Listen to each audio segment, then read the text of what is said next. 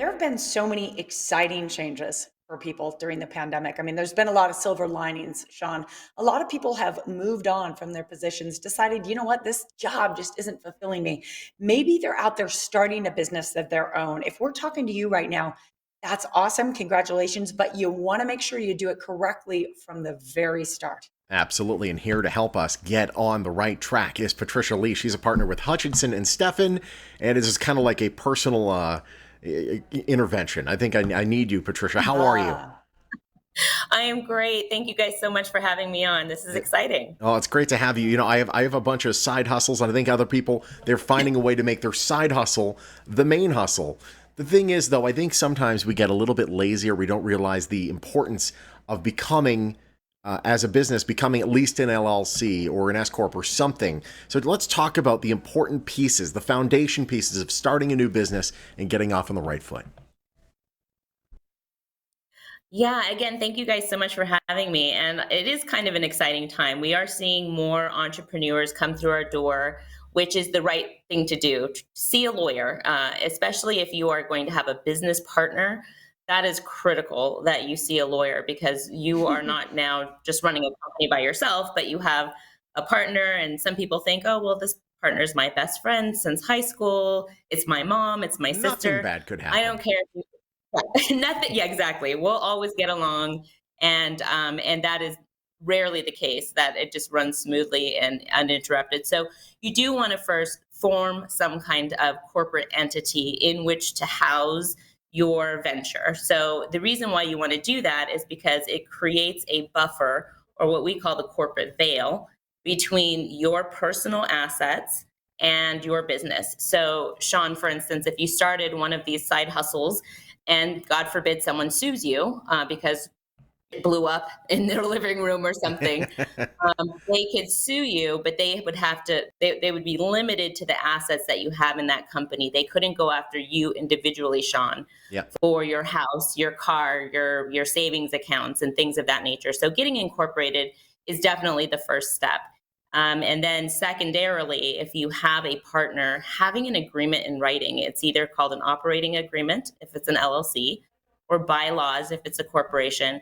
And it really just kind of sets forth the governance of your company. It's the rules. So what happens, you two get into business together, and God forbid Sean becomes incapacitated or he passes away. I don't know if you're married, Sean, but would your interest then go to your wife, and would she be stuck with a business partner that maybe has no interest in being a business partner? Yeah. If you want to sell your interest, under what terms are you going to be able to do that and let other people in? There's just a myriad of things to consider when you have a business partner. And if you're 50-50, how are you going to break ties? These are the things that you may not necessarily be thinking about when you start your business, but certainly are critical things to have in place that'll save you a lot of headache and heartache later. for sure. I critical, absolutely. I can't even, I was nodding and the whole time. I can't tell you how many personal stories I've heard from other people who've started businesses who've wound up in situations that you mentioned. So, I mean, to get legal help from people who understand what not only how to form these agreements, but how to make sure they're valid, of course, is so Absolutely. vital. One of the things stopping people from doing that is they're afraid of the costs or they want to save money. Yeah, and that is a valid concern, especially, I'm married to a serial entrepreneur. I mean, he's done everything, you name it, he's done it. And and I think that's why he married me, because It's cheaper to otherwise, marry you than to hire you. oh yeah, absolutely, absolutely, and it's Sean. cheaper to keep her. So if he ever tries Very to good. leave, Yes. Correct. Ding. so we know the pains of entrepreneurship and the whole concept of you eat what you kill, and every dollar is precious. Every resource you have, you want to pour it into your company. But let me tell you, building a company on sand with no foundation, Oh, yeah. it's going to cost you more in the end. So when, like, for instance, these partnership disputes that I raised before, they're so expensive, they're so costly, and they're so time consuming. If you have it set up correctly in the first instance, then you're going to really save yourself money on the back end. And for instance, trademarking, something as simple as trademarking. I mean, you brand your business with your name, and it's like your baby. It's like naming your baby, right? You put it on your T-shirts, your marquees, your flyer. Everything has this name on it. Only to later find out, guess what? You have a competitor in the market who's been using that name for years, selling the same product as you. That is a lot of money wasted now, gone. And if you just would have seen a lawyer, the lawyer could have looked up the mark, and if it was available, could have gotten it trademarked for you. Or if it was already being used, you would know that before you dump substantial time and energy into into marketing and branding something that you can't own.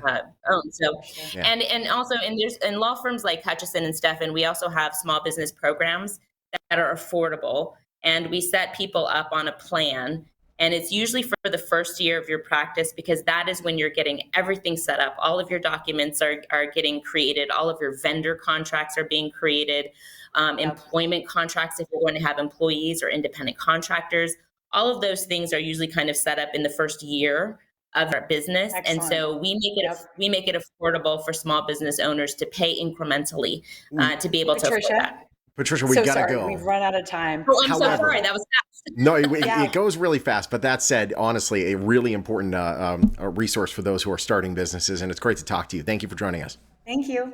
Absolutely. Thanks for having me, guys. Take care. You want to learn more, you can go to hutchlegal.com. They're right there at Piccoli Professional Park on West Alta. You're also on Facebook at Hutch Legal.